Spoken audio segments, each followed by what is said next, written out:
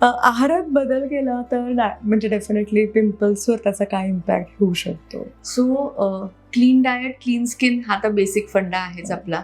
But त्यातल्या त्यात सुद्धा ज्यांना ॲक्ने प्रोन स्किन असते, ॲक्ने प्रोन म्हणजे काय, ज्यांना ॲक्ने येऊन जाऊन असतात, त्यांना आम्ही स्पेसिफिकली 2 गोष्टी सांगतो. एक म्हणजे की चॉकलेट नाही खायचं, because cocoa stimulates the bacteria which forms acne.